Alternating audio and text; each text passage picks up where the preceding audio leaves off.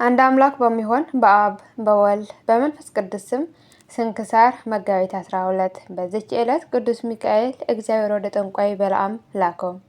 እስራኤልም ይረግማቸው ዘንድ ባላቅ በጠራው ጊዜ አህያው በሰው አንደበት እስከ ተናገረች ድረስ አስደነገጠው። መርገሙንም ወደ በረከት መለሰው። በአማላጅነቱም ለዘላለም ይጠብቀን አሜን። ዳግመኛ በዚች ዕለት የከበረና የተመሰገነ የእስክንድርያ ሊቀ ጳጳስ ለአባቶች ሊቃነ ጳጳሳት 12ኛ ተሻሚ የሆነ የዲሜጥሮስ ድንግልናውን የተገለጠበት ሆነ። የመገለጡ ምክንያትም እንዲህ ነው። ከእርሱ በፊት ሊቀ ጳጳሳት ለነበረው ለቅዱስ ዮልያኖስ መንፍቀ ሌሊት በሆነ ጊዜ ከእግዚአብሔር የታዘዘ መልአክ ተገልጦለት አንተ ወደ ክብር ባለቤት ወደ ክርስቶስ ትሄዳለህ። የወይን ዘለላ ይዞ ነገ ወደ አንተ የሚገባ ሰው ከአንተ በኋላ ሊቀ ጳጳስ ሊሆን የሚገባው እርሱ ነው አለው። ማግስት በሆነ ጊዜም የከበረና የተመሰገነ ዲሜጥሮስ የወይን ዘለላ ይዞ ወደ ከበረ ዮልያኖስ ዘንድ ገባ። ቅዱስ ዮልያኖስም ያዘው። ከእኔ በኋላ ሊቀ ጳጳሳቸው እነሆ ብሎ ለሕዝቡ አስረከባቸው። ስለ እርሱም የእግዚአብሔር መልአክ እንደተገለጠለትና ነገራቸው። አባ ዮልያኖስም ባረፈ ጊዜ በወንጌላዊ ማርቆስ ወንበር ላይ ሊቀ ጳጳስና አድርገው ሾሙት። በወንጌላዊ ማርቆስ ወንበር ከእርሱ በቀር ሚስት ኑረው የተሾመ የለም። ሰይጣንም በሰዎች ልቦና አደረ። በእርሱ ላይም በመናገር የሚያሙት ሆኑ። ስለዚህም ነገር ከእግዚአብሔር የታዘዘ መልአክ ለቅዱስ ዲሜጥሮስ ተገልጦ እንዲህ አለው። ከሕዝቡ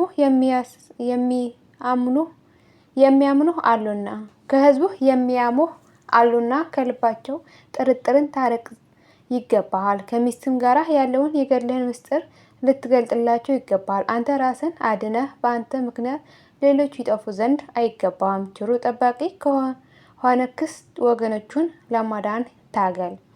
ማግስት በሆነ ጊዜም ይህ መጋቢት 12 ቀን ነው። የቁርባን ቅዳሴ ቀደሰ። ሕዝቡንም እንዲጠብቁ እንጂ ከቤተ ክርስቲያን እንዳይወጡ አዘዛቸው። ደግሞ እሳትን እንዲያነዱ አዘዛቸው። ወደ ሴቶች መቆሚያም ልኮ ሚስቱን አስመጣት። ከስራው የተነሳ ሕዝቡ ያደንቁ ነበር። ምን ሊሰራ እንደፈለገ ሕዝቡ አላወቁምና።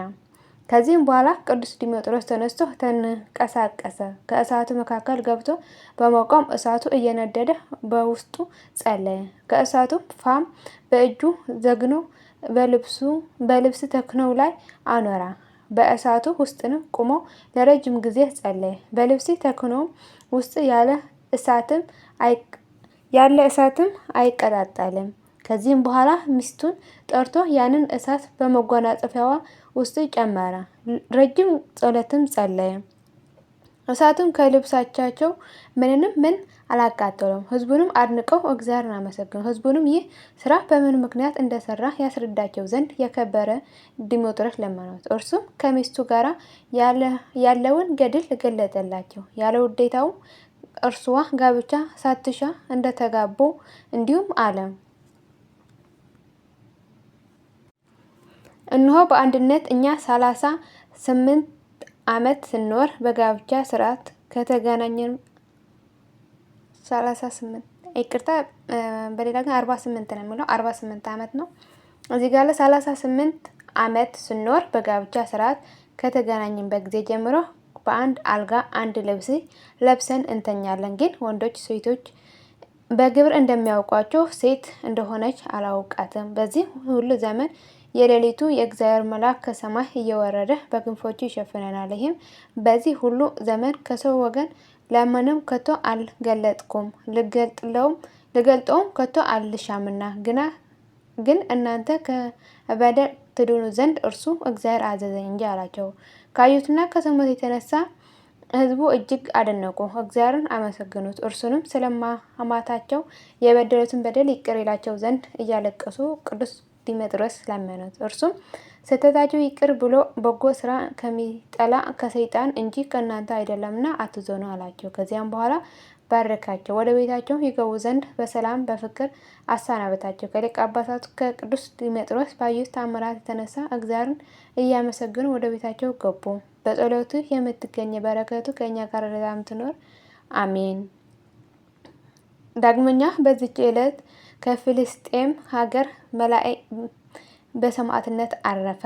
መላዚ በሰማዕትነት አረፈ። በረከቱ ከኛ ጋር ትኖር ለዘላለሙ አሜን።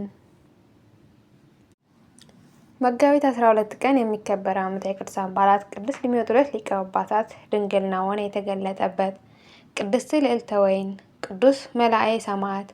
ወርሃዊ የቅዱሳን በዓላት ቅዱስ ሚካኤል ሊቀ መላእክት ጠንቋዩን በለዓምን የገሰጸበትና አህያዋን እንድትናገር ያደረገበት፣ ቅዱስ ማቴዎስ ሐዋርያ፣ ቅዱስ ዮሐንስ አፈወርቅ፣ ቅዱስ ቴዎድሮስ ምስራቃዊ ሰማዕት፣ ቅድስት ክርስቶስ ሰምራ፣ ቅዱስ አቡነ ሳሙኤል ዘዋልድባ። የሁሉም ቅዱሳን በረከትና ረድኤት ምልጃና ጸሎታቸው ከመላ ሕዝበ ክርስቲያን ጋር ለዘላለሙ ጸንቶ ይኑር አሜን። አቡነ ዘበሰማያት ይትቀደስ ስምከ ትምጻእ መንግሥትከ ወይኩን ፈቃድከ በከመ በሰማይ ከማሁ በምድር ሲሳየነ ዘለለዕለትነ ሀበነ ዮም ህድግ ለነ አበሳየነ ወጌጋየነ ከመ ንሕነኒ ለዘአበሰለነ ኢታብአነ እግዚኦ ውስተ መንሱት አላ አድኅነነ ወአልሃነ እምኩሉ ክፉ መዚአከ ይእቲ መንግሥት ኃይል ወስብሐት በሰላመ ቅዱስ ገብርኤል መልአኩ እግዝእትየ ማርያም ሰላም ለኪ ድንግል ሆይናኪ ወድንግል ወስጋኪ እምእግዚአብሔር ጸባኦት ሰላም ለኪ ብርክት አንቲ እምአንስት ወብሩክ ፍሬ ከርሥኪ ተፈሥሒ ፍሥሕት ኦ ምልዕተ ጸጋ እግዚአብሔር ምስሌኪ ሰአል ወጸልይ ምሕረት ወንታነ አፍቅሮ ልክ ኢየሱስ ክርስቶስ ከመ ይስረይ ለነ ኃጣውኢነ ለዓለመ ዓለም ለዘላለሙ አሜን።